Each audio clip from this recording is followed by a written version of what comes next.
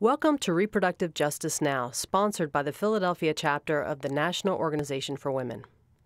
Across the nation and here in Pennsylvania, states are limiting a woman's right to an abortion. These attacks on abortion also undermine access to contraception. Chipping away at abortion erodes the same legal rights to the pill, patches, the IUD, and even condoms. I'm Karen Hunt, and I spoke with historian Heather Munro Prescott, author of The Morning After, The History of Emergency Contraception in the United States. We talk about the historic struggle to control women's fertility and current efforts to roll back women's rights. Thank you for coming. Thanks. Thanks for having me. It's my pleasure to be here. Well, let me ask you, what are some of the crazier things that women in history have done for contraception? What are some of the craziest things that women have done for contraception? Well, the craziest thing I've heard of is crocodile dung, which women in ancient Egypt apparently used. How they discovered that crocodile dung could prevent conception, I don't know, but apparently now we know scientifically that it has something to, interferes with sperm motility by changing the pH of your vagina. So that's the most unusual thing I've heard of. That's pretty crazy. That's pretty wild. But it's basically just been sort of all along in terms of recorded history that women have been trying to. Yes, for thousands of years and probably longer. Those are just the examples we know of from recorded history from ancient Egypt and beyond. So. And you were talking about some of the other methods that.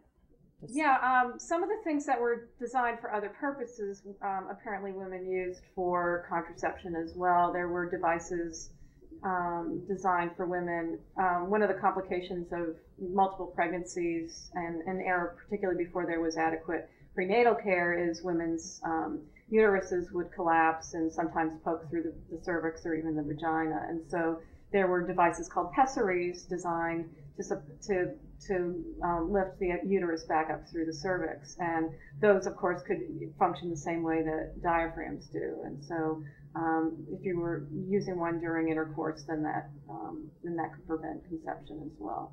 So, and then there were, I saw a patent for a device, I'm not sure if it was ever marketed, but for something that's kind of the precursor to the Diva cup, which was used during menstruation. This is the era before sanitary napkins and tampons, and so this was a device that would collect your menstrual blood and then you'd empty it out and put it back in. So, and apparently that was used for sort of got the idea well, that would work. So it seems like women sort of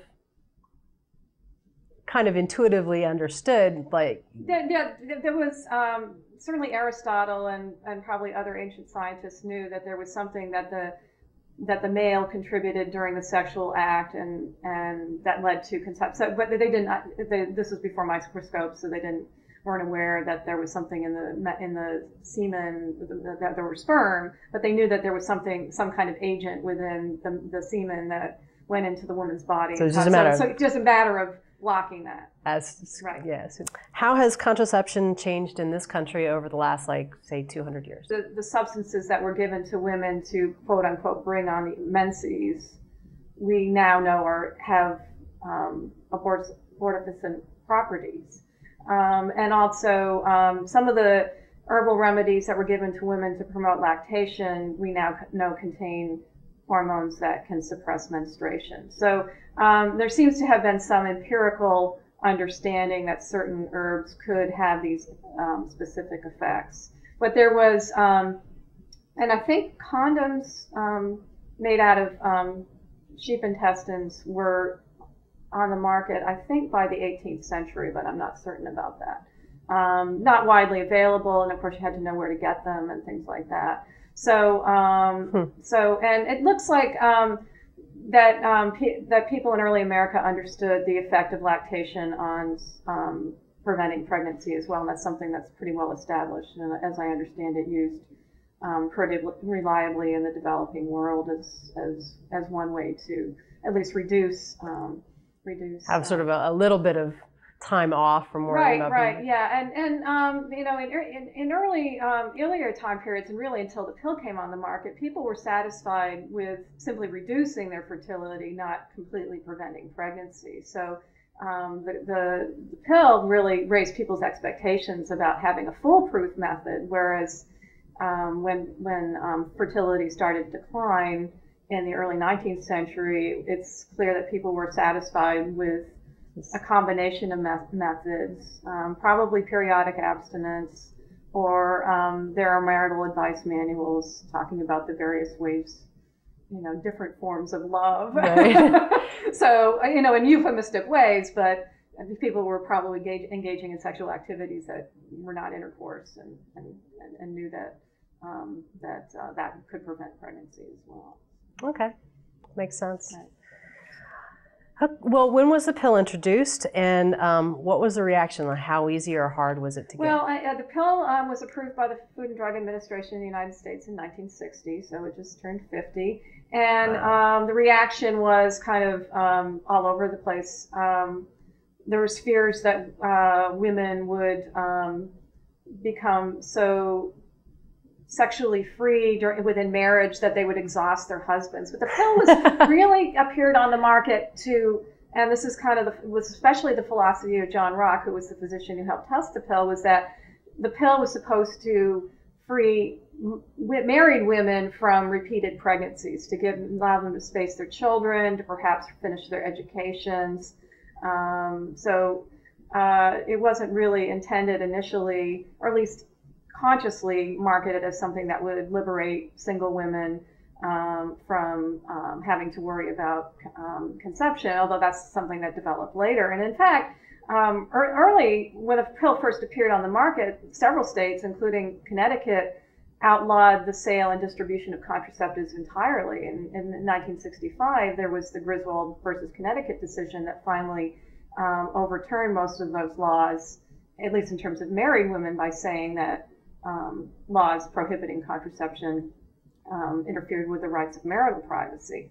But they didn't say anything about unmarried women. Now, some states, just basically open the door to anyone, but some states, like Massachusetts, for example, called it a crime against chastity to give contraceptives to unmarried people. So contraceptive salesman Bill Baird was arrested in Boston in 1967, I think, for giving a free sample of contraceptive foam to a unmarried teenager.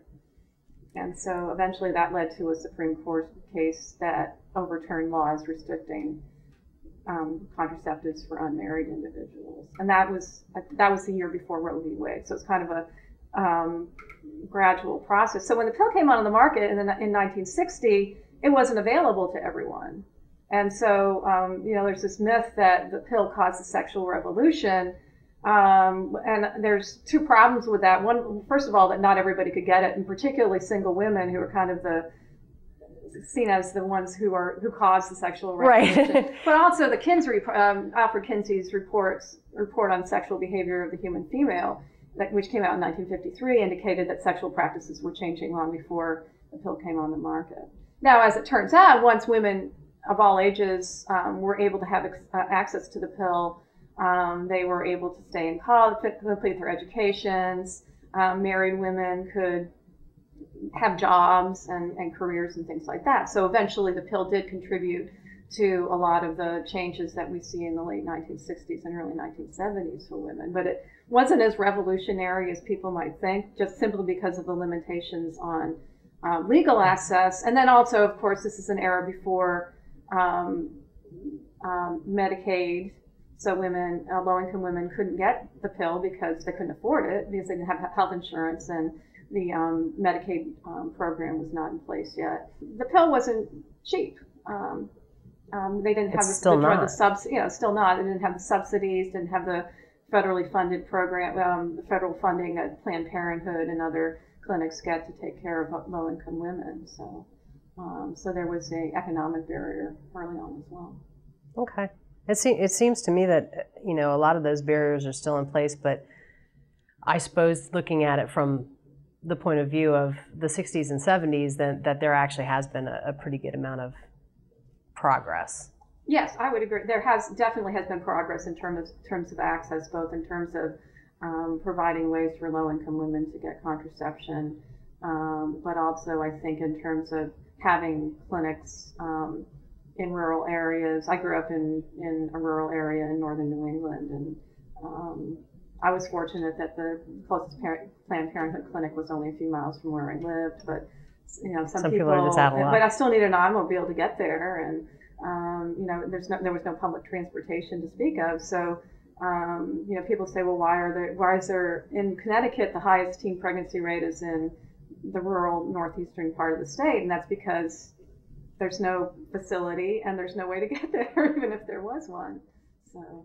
Contraception and access to contraception, played a big part of the women's health movement in the 60s and 70s. Can you sort of, expand on that link? Yeah, there's two ways in which contraception and the women's health movement went together. The first way is the way that we usually think of it, that is that women were fighting for against law, particularly young single women in college were leading protest efforts and social movement efforts to gain access to reliable contraception. So some students' health services, but in some places students had to fight for it, and it's kind of tied up with this other student protests of the era. Barbara Seaman, who was an investigative reporter for the New York Times and wrote for other journals, wrote a book in 1969 called The Doctor's Case Against the Pill, which exposed the ways in which women had been used as test subjects without the full understanding of what they were getting into, and also alleged that pill manufacturers were not being completely honest with consumers about, just not disclosing information that consumers really needed. Or even to physicians about the potential dangers of taking the pill. So when some of these side effects became known, how did that affect the efficacy of the pill? I mean, did the pill itself change? Well, as you might imagine, women became scared and stopped taking the pill and switched to other methods of contraception.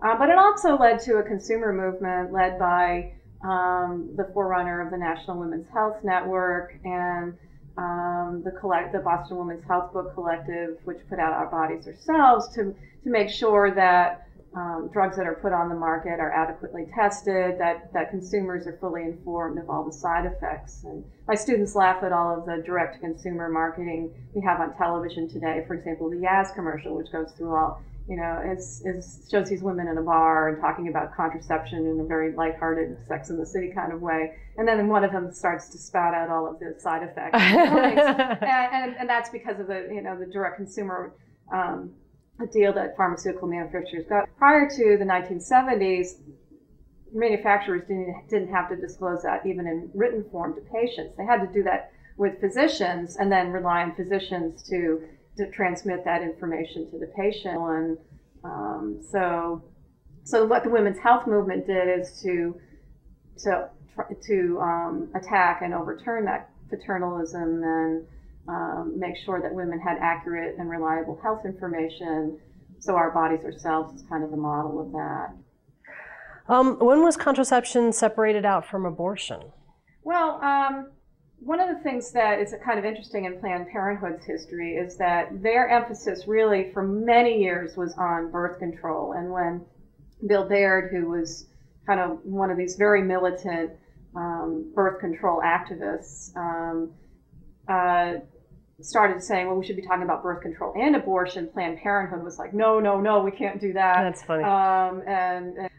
So for many years, birth control organizations separated out birth control and abortion. And some people who supported contraception were opposed morally to abortion as well. So it's really only recently that I think, partly because the court cases that were the precursor to Roe v. Wade kind of made birth control and abortion part of a continuum of women's rights to privacy and so forth. So I think that's a very recent development that the two have been put together. Well, I think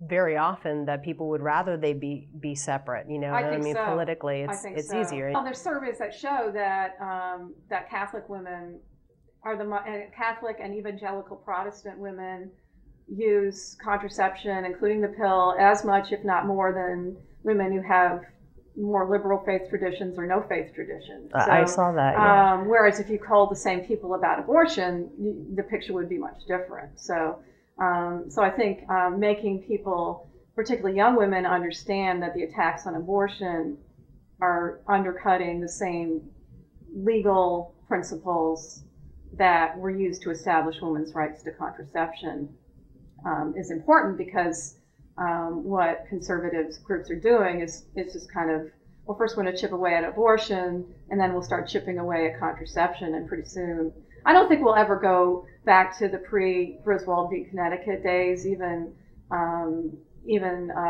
Samuel Alito during his and Chief Justice Roberts said during their confirmation hearings that Griswold was settled law, but you can't say it. I'm certainly not going to say the same thing about Roe, or maybe even Baird versus Eisenstadt, which is the decision that removed barriers to unmarried women. So it's staggering. Yes, it is. To think that staggering. could it's be very frightening. People I talked to who lived through the 1960s and saw women gaining access and fought for, and some of them were women who were students and then became healthcare professionals, say the last decade and a half or so, it's just been a step backwards.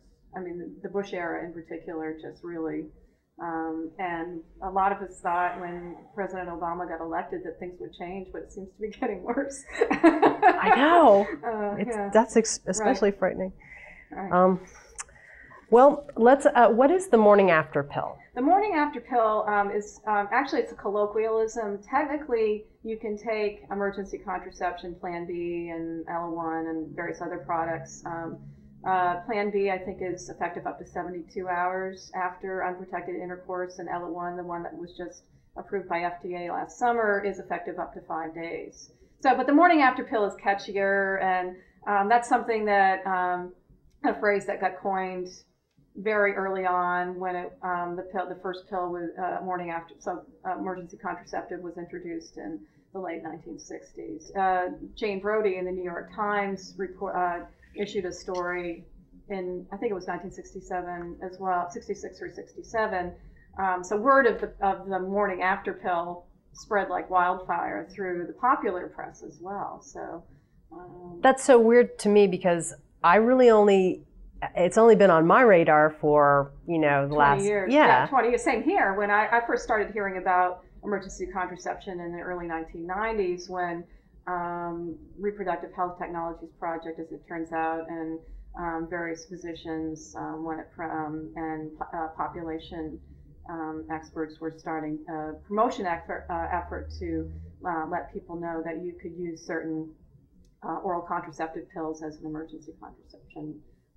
Well, why was it so hard to get FDA approval? Well, this is a very long story, and I spend a couple of chapters in my book teasing this story. But basically, if you give a very high dose of estrogen, what Pincus and other scientists discovered, if you give a very high dose of estrogen to women after unprotected intercourse, it speeds the transport of the egg through the fallopian tubes, the uterus, and so the egg is, if a woman has ovulated, the egg will be expelled before it's fertilized, and so if the dosage of DES, diethylstilbestrol, that was given as an emergency contraceptive was enormous, whereas the dose that was given to prevent miscarriage was much lower and over a continual period of time. Anyways, it was discovered in the early 1970s that the daughters of women who had taken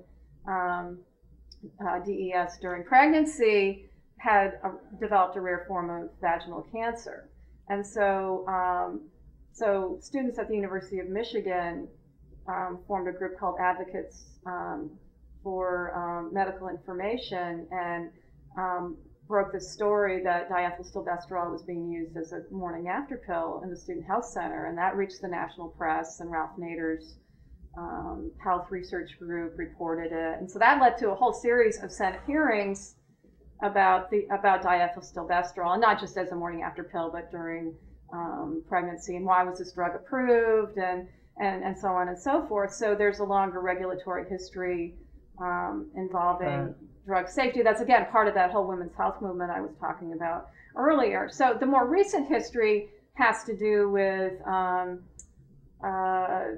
pharmaceutical companies being so gun shy from lawsuits and Senate hearings and boycotts that they don't want to invest into developing an emergency contraceptive product. The FDA was begging companies to submit a new drug application. And in 1997, FDA took the very unusual step of publishing the USP regimen in the Federal Register without any drug company coming forward to submit a new drug application. Wow. That is really very, very unusual for FDA to do. And one official at FDA said, well, we're kind of in a catch-22 situation. We, as the FDA, cannot create a product, and but we also can't regulate how physicians use things off-label. So putting this article in the Federal Register was FDA's way of getting information out. Invitations to various contraceptive manufacturers, and finally this guy in New Jersey, Roderick McKenzie, he basically started a company so that he could create Prevent.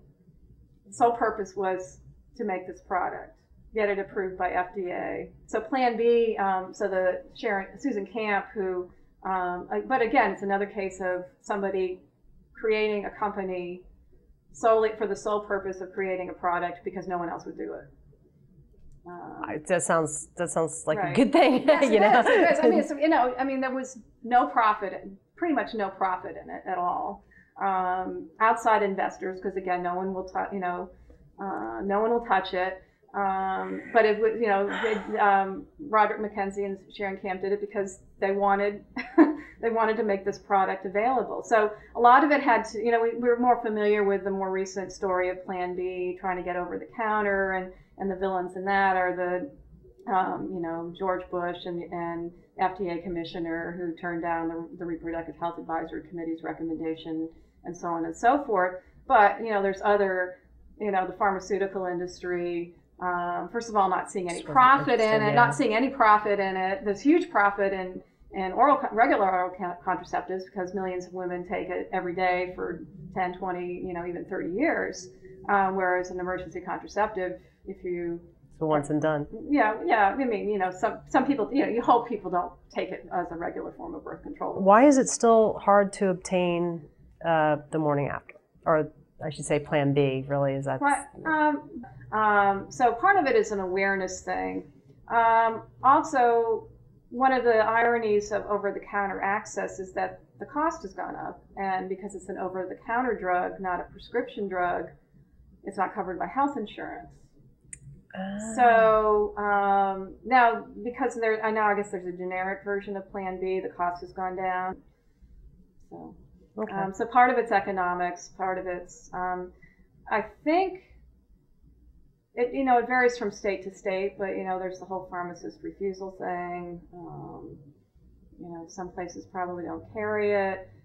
It's not technically available over the counter. You have to go to the pharmacist and get it from behind the counter and show that you're 18 or over. Have an ID to show if you're 18 or over. So the fact that you have to go up and ask for it is probably a barrier as well, and show, announce to everybody. Although why that is any different than grabbing it off the shelf and going to the counter, I don't know. But ask for it. Well, I think one definitely having to ask for it and then having it be a possibility that you'll be refused. Right. Yeah. Is a barrier, right? Definitely a barrier. But the articles that I've read is that the expectation that making Plan B available over the counter would reduce unintended pregnancies. It turns out that hasn't been the case. And really? So population experts are kind of trying to figure that out. And I'm surprised too. I was very surprised, which I guess shows the limits of technology, that it's all very well and good to have the technology, but if you don't have a way to put it in people's hands, and can overcome, all sorts of barriers, whether they're economic, moral, social, whatever, then, there's a lot of issues that need to be addressed. What is the medical difference between abortion and contraception? Well, one of the things that conservatives allege, which is completely erroneous, is that emergency contraception is the same as RU-486 or mifepristone, as its scientific name is. Mifepristone was developed in the late 1980s, early 1990s, and approved as a form of medical abortion, and I forget what the time frame is, but it's sometime during the first trimester. Emergency contraception is not abortion. It prevents ovulation or accelerates the egg through the reproductive tract. So it's not an abortion drug, but it's often conflated with mifepristone. And in fact, you can use mifepristone as an emergency contraceptive as well as an abortion drug. So if you're talking about surgical abortion, then there's obvious differences, right? And I think partly, as Gail Collins and other commentators have said, is that religious conservatives don't want to stop with abortion. They want to keep going, and then what they're going to do is they're going to chip away at abortion rights, and then they're going to start chipping away at. I don't think we're going to go back to pre-Griswold, but I think what will happen is that first they'll chip away at economic access, by getting rid of federal funds to Planned Parenthood and other agencies of that sort, and then they'll undo health reform, and then they'll have parental consent laws for getting contraception like they do for abortion. So they'll just chip away at the edges, and before you know it, you're a 20-year-old who can't get contraception because you can't afford it, or you have to get, or you're a 17-year-old and you have to get your mother's permission or something like that. Do you see any parallels in what's happening now at the state and the national level to any other points in history? So people are saying what will happen if Roe v. Wade gets overturned.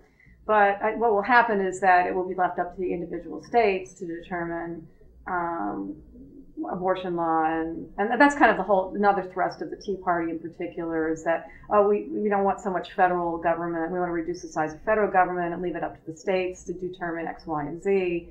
So a state like Connecticut, you'll probably have decent access, but Mississippi, South Dakota, places that are already passing laws that they know are going to be challenged on their constitutionality and previous court decisions, and to see if the U.S. Supreme Court will actually do it and go and reverse Roe v. Wade. So, do you see that affecting? Well, I guess you really already answered that question, because if the agenda is to eventually chip away at contraception, then once there is no Roe v. Wade, that will be the next. Right. That will be the next. Well, it remains to be seen. I mean, the polls indicating that women who are the findings of Catholic women are no surprise, because the people who are outside of even nuns, are more progressives than you would think. Well, I know. Now, priests are another story, and of course, the Pope and bishops and things like that. But the fact that congregants are completely like 98% disregarding official church doctrine on contraception is no surprise to me. But the conservative Protestants was actually very surprising. So I think that I try to be optimistic about some things. I mean, things are not as bad as they were even 50 years ago, in terms of partly because social views have changed so much, and we have a whole generation that's grown up assuming that they can get contraception if they need it. They've faced economic barriers of one sort or another, or social awkwardness, but the notion that the state can tell you that you can't have contraception, I don't think we'll ever go back to that. All right. Well, thank you very much. Thank you. A lot of good insights. Good. Thanks very much. You're welcome. And we look forward to seeing your book too. Great. I hope you enjoyed our program today. Philadelphia Now is pleased to sponsor this series, Reproductive Justice Now, which explores the political, social, and medical aspects of reproduction and a woman's right to control her own fertility. For Philadelphia Now, I'm Karen Hunt. Thank you for watching.